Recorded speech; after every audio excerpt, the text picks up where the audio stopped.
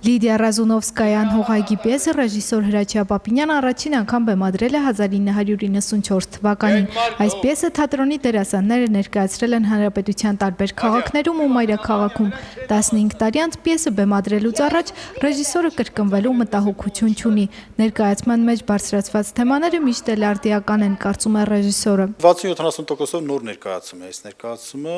Մենք փորձեցինք հին ճանապարհով չգնալ, անել նոր ներկայացում եւ կարծես թե ստացվում է։ Իսկ ինչու այս ներկայացումը վերցրեցինք բեմադրել, որովհետեւ այս ներկայացման բարձրացված թեմաները, խնդիրները արդիական են եւ դասականության աստիճանի արդիական են։ Հավատարմություն, սեր, դավաճանություն, այս անկային զգացումներն են եւ այն երևույթներն են, որոնք մարդկությանը ուղեկցել են հազարամյակներ շարունակ եւ այսօր էլ արդիական են, առավել եւս մեր այս ժամանակներում, երբ հասարակական հարաբերությունների քայքայման process ենք անցել,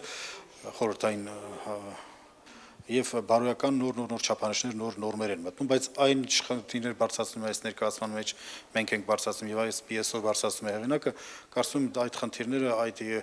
արժեքային համակարգը հավերժական են մարդկության համար։ Պիեսի գլխավոր հերոսները կանայք են, որոնց շուրջ էլ բորբոքվում են իսկական կովկասյան կրքեր։ Պիեսը աղջկա չհաջողված կյանքի մասին է, ով փոքր տարիքում մեկնել է քաղաք ու նրա կյանքն այդպես էլ չի ստացվել։ Հաշտվիր, համբերիր եւ հավատա։ Սա է պիեսի գաղափարը։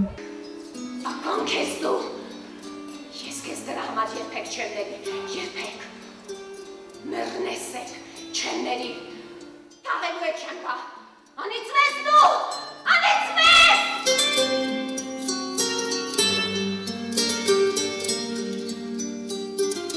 Մելոդրամայի գլխավոր հերոսուհու Օլգայի կերպարը դերասանուհի Սիլվա Նազարյանը մարմնավորել է 15 տարի առաջ։ Հիմա էլ պատրաստ է մոռանալ իր տարիքն ու նույն եռանդով խաղալ։ Շատ հոգեհարազատ է այն առումը, որ այս ներկայացումը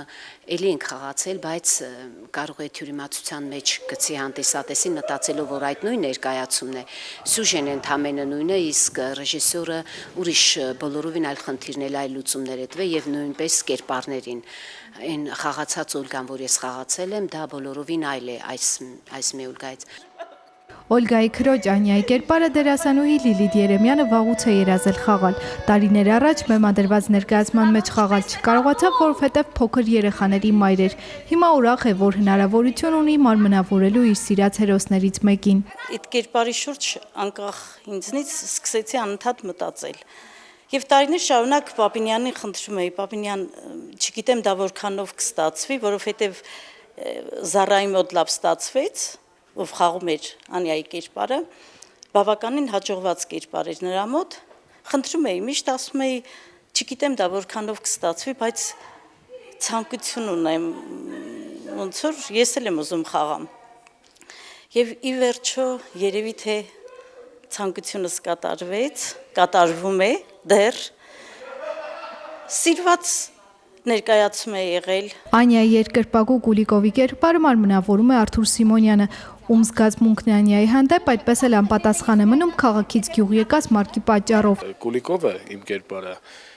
գյուղում ապրող մուժիկ է, որը չի հանդուրժի բնականաբար այդ ամենը եւ Մարկին սպանում է։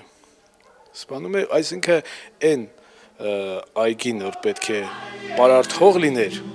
այս պարարտ հողին խանգարողները եւ Մարկն են եւ սա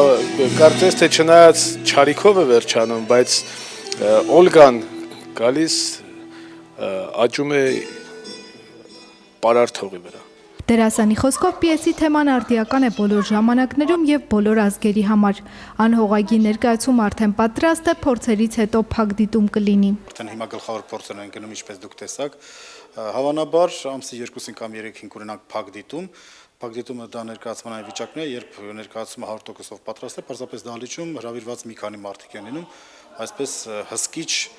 ցուցադրության համար, որպեսզի դերասանները բեմում զգա ստանան։ Ես կարծում եմ պրեմիերան կանենք սեպտեմբերի 20-ի մոտ 20-21, թեպետ ներկայացումը պատրաստ է,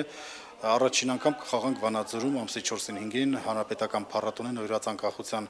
20-ամյակին եւ տեղական ինքնակառավարման համակարգի ներդրման 15-ամյակին։ Կովկասյան բուռն կրքերով այս ներկայացումը թատրոնի բեմում կլինի սեպտեմբերին։ Մերի Կոլոլյան, Արման Տիտանյան, լուրեր։